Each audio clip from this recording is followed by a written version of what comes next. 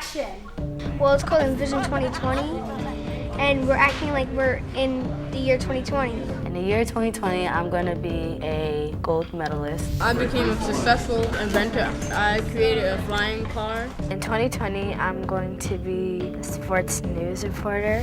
I decided to pretend I was a 26-year-old singer. In 2020, I want to live in the city and be an award-winning movie star actress. In 2020, I'm probably going to be like a scientist or a director. It's kind of exciting because I'm making a movie.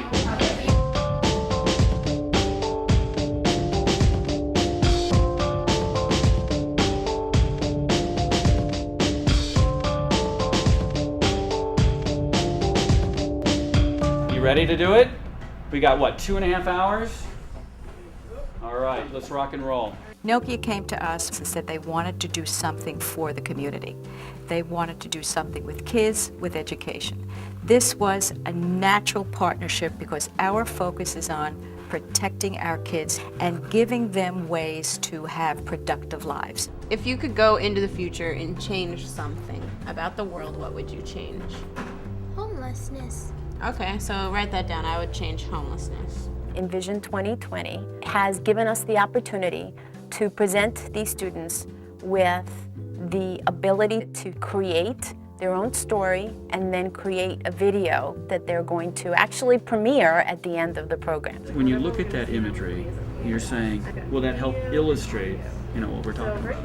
I don't want a kitchen. I want like this. We wanted to do something positive for these kids and not stress the negative, not stress the gangs, not stress the youth violence. It's just let's ask these kids what they wanted to be in the year 2020 and what kind of a world would there be in 2020.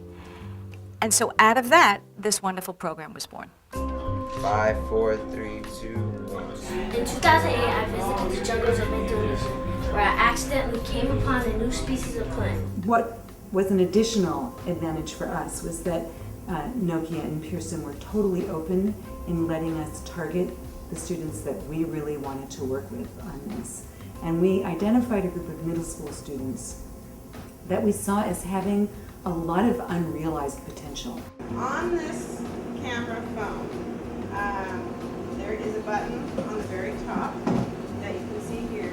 Before we actually began working with the students, a group of teachers participated in a professional development to learn how to use the software ourselves and also to understand the process that you needed to go through. I worked with a partner so that I would have the real feeling of how it is to compromise and work with another individual. And it was difficult at best. So many of our teachers are against using digital media because it's the enemy. The iPhone, the cell phone, the PSP. I think what I've learned is that this digital media is not the enemy, but it's actually our friend. And if we incorporate it the right way, it could really make the world of difference in how our students learn and how they're able to communicate their learning to others. It has video call!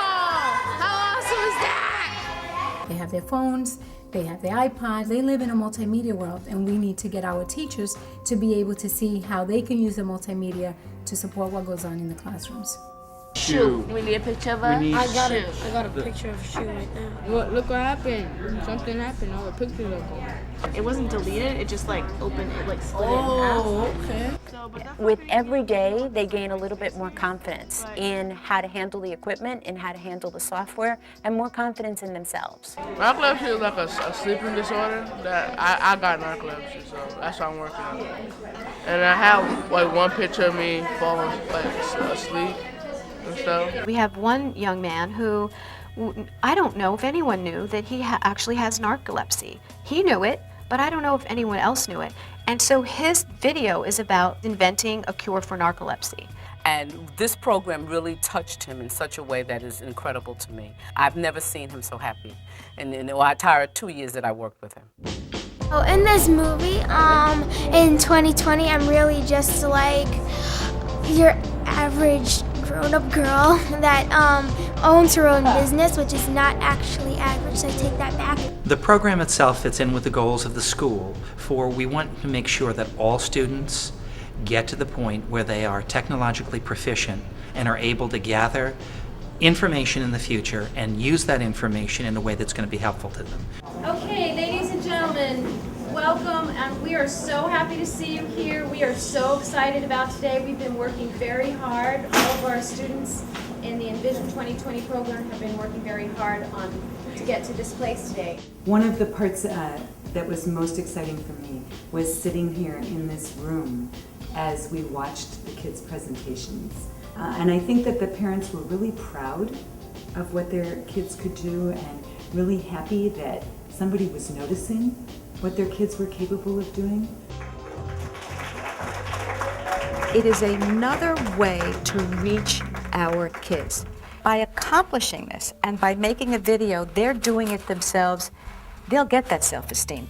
This is a fabulous program, and the fact that we're using this program with students who don't normally have the opportunity to use this technology or this software or to even be creative and imaginative and have the skies as the limit is inspiring to them and to us.